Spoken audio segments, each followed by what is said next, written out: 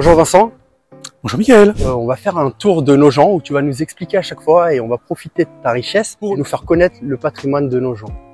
On est aujourd'hui devant la mairie et c'est un plaisir d'être avec toi. Un plaisir partagé. Alors, l'hôtel de ville est un peu particulier parce que, d'abord par sa situation. C'est-à-dire que l'hôtel de ville est à la limite de Nogent, en frontière avec le Perreux. D'accord. Choix qui peut paraître étonnant puisque d'habitude, un hôtel de ville, comme c'est le siège de la démocratie locale, on essaie de le mettre plus au centre du territoire. Et en fait, elle a bien été conçue pour être au centre du territoire. Sauf que l'histoire du territoire a changé. Je m'explique. Nogent-sur-Marne devient une commune en 1789, comme beaucoup en France. Elle a un premier hôtel de ville, enfin une première mairie, une deuxième mairie qui était place Ponticelli. Et puis, après la guerre de 1870, le site où l'on est, c'est le site de la propriété du maréchal Vaillant. La propriété était largement dévastée pendant la guerre de 1870. Il faut imaginer que les troupes confédérées allemandes sont de l'autre côté de la Marne, les Français sont le fort de Nogent un peu plus haut, et qu'ici c'est le cœur de bombardement, de tir. Donc Nogent est largement bombardé, largement détruit, et la propriété du maréchal Vaillant est détruite. Que fait le maréchal Vaillant? Eh bien, le maréchal Vaillant, au fond, il ne reconstruit pas après la guerre de 70 sa propriété, il la donne à la mairie de Nogent-sur-Marne, à condition qu'elle en fasse l'emplacement d'un nouvel hôtel de ville. Ça tombe bien, l'ancien hôtel de ville est saturé là où il est sur la place Ponticelli aujourd'hui, et il est au milieu de Nogent. Parce que au lendemain de la guerre de 1870, le Perreux est un quartier de Nogent-sur-Marne. D'accord.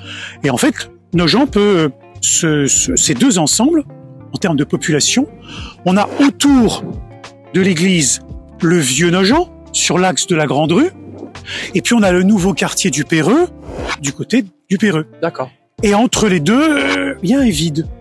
Alors le conseil municipal accepte le don du maréchal Vaillant en disant c'est formidable.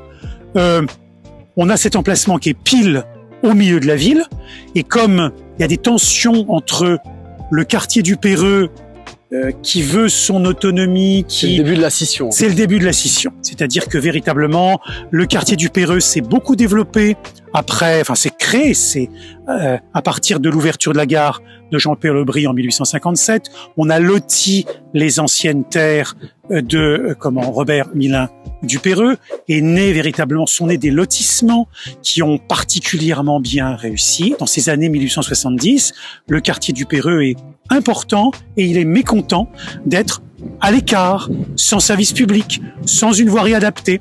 Et donc, laissé de côté. Un peu laissé de côté. Nous avons le sentiment qu'il y a, comme on dit dans les archives, le vieux Nogent et puis le quartier du Perreux. Il y a ce vide, c'est à l'écart.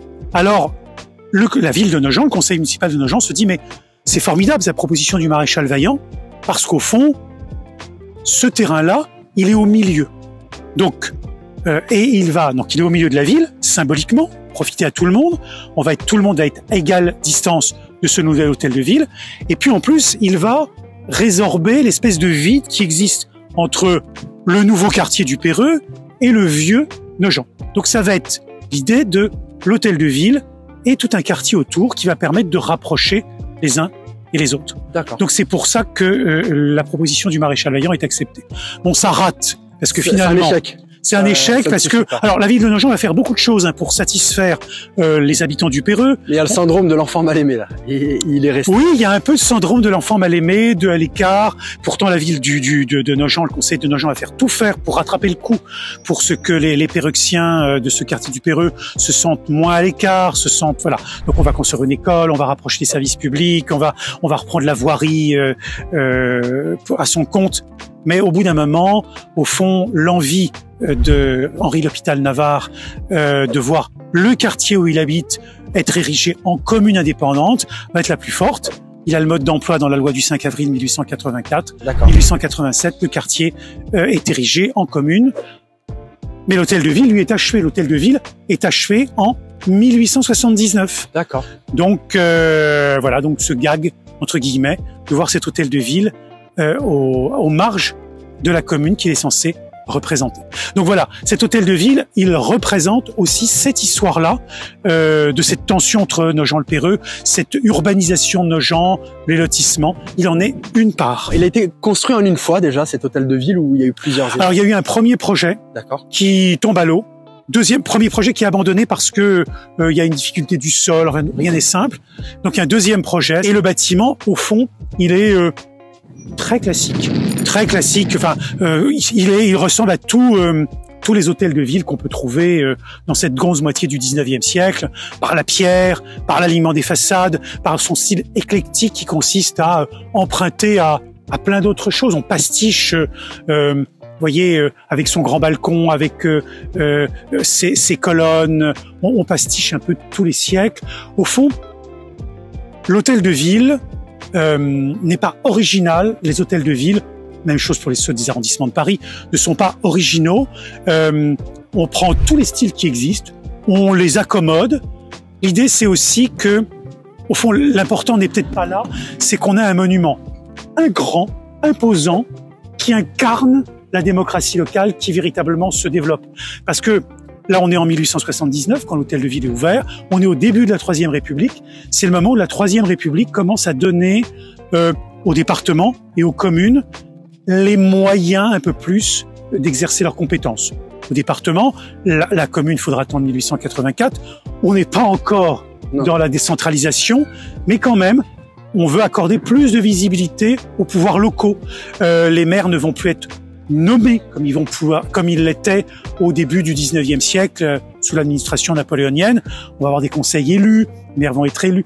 Bon, voilà. Donc il y a quelque chose qui change. Et pour incarner au fond la démocratie locale, eh bien, rien de mieux qu'un monument qui se voit, qui est grand.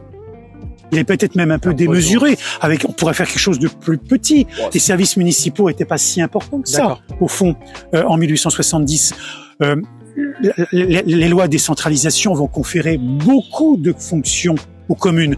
Mais à l'époque, il n'y en a pas tant que ça. L'état civil, l'élection, les recensements, enfin, la voirie, il n'y en a pas tant que ça. On aurait pu faire quelque chose de plus modeste. Mais au fond, on veut quelque chose qui se voit. Et d'ailleurs, on accroche sur la façade République française. Liberté, égalité, fraternité. On accroche la devise.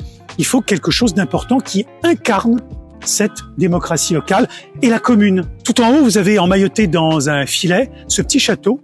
C'est une référence à l'histoire locale, au manoir de Beauté. Le fameux manoir de Beauté, alors qui est important dans l'histoire locale parce qu'il a été voulu par le roi Charles V. Ça a été une résidence de villégiature du roi Charles V très importante. Quand le roi Charles V fait venir des chefs d'État importants, etc., où les loge-t-il? À Beauté. Et c'est là qu'il meurt, quand il se sent pas bien. Il se dit, allez, il faut une campagne importante où je vais essayer de me rétablir. Bon, finalement, ça marche pas. Mais il meurt au manoir de Beauté-sur-Marne. Et Beauté-sur-Marne, Charles VI et Charles VII vont y vivre aussi, vont y séjourner. Donc, manoir important, mais un manoir royal.